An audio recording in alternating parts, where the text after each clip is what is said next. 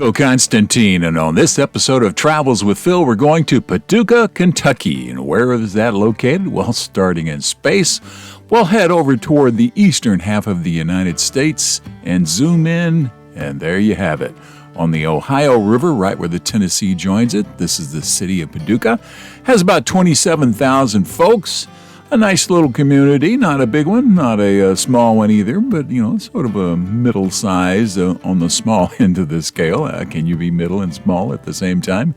In any case, it's a nice little town. I enjoyed my visit there. So let's take a look. A beautiful sunrise coming over the river. The river has a lot of things going on, and the river wall, and we'll talk about that in just a minute.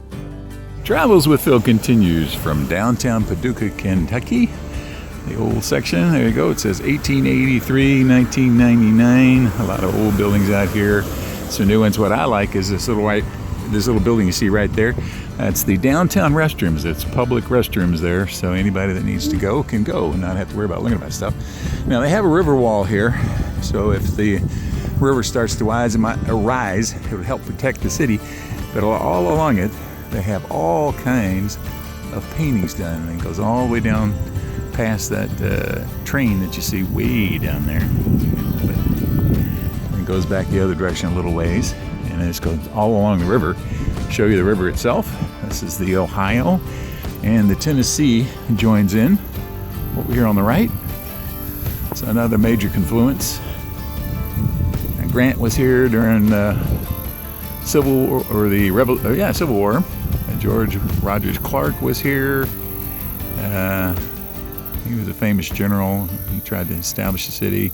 Eventually, it went over to his younger brother of the Lewis and Clark fame. So this is the Paducah waterfront. It's a nice little town. And it says this chain secured the Paducah wharf boat until 1930. 1961 it was put up. There's all kinds of little historical facts and things down here. And you can see all kinds of structures and buildings. They have a uranium enrichment facility here. The only one in the United States, at least according to the sign that's out there. I have more on that uranium enhancement in a bit. With its location along the river here, river traffic, river industry is still a vital part of the economy in this area here. It's about halfway between St. Louis and Nashville, and not too far from a couple of other big rivers, so it's a big thing.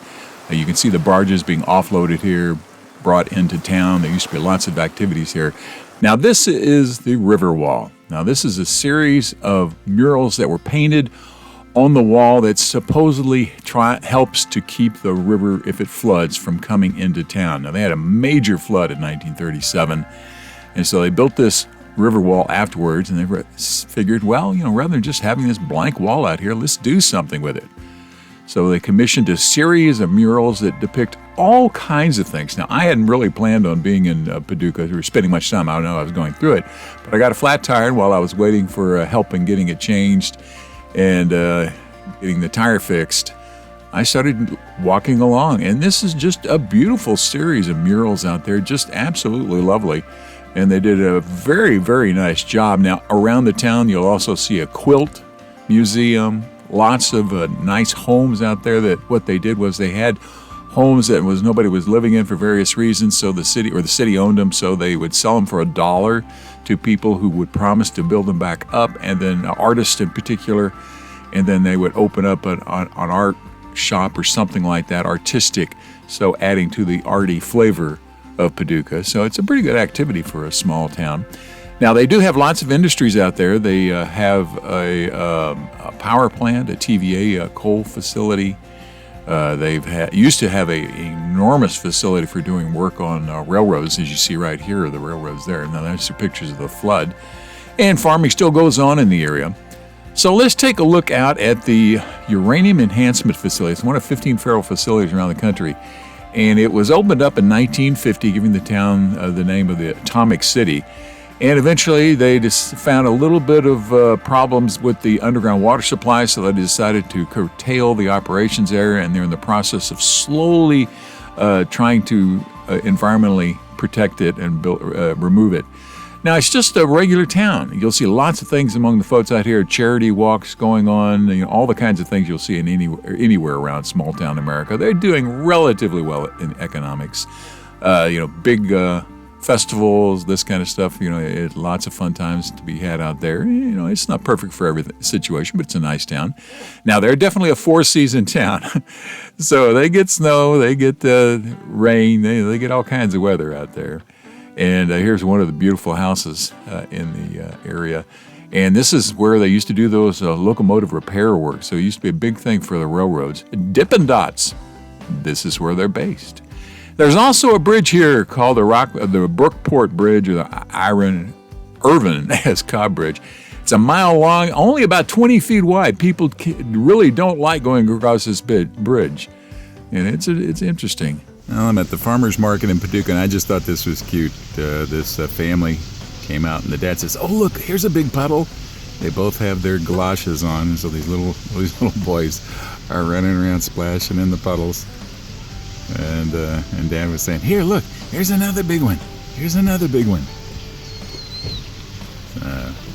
From Paducah, Kentucky, Travels with Phil continues. I love it. So to wrap up this report on a nice little town, let me read you this quote. "Here in Paducah, one encounters, I claim, an agreeable blend of Western kindliness, Northern enterprises superimposed upon a Southern background. Here I claim more chickens are fried, more hot biscuits are eaten, more corn pone is consumed, and more genuine hospitality is offered than in any town of like size in the Commonwealth." Irwin S. Cobb.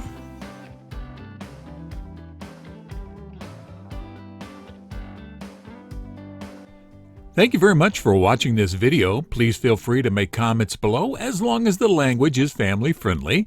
And if you like this video, please click on the thumbs up button below.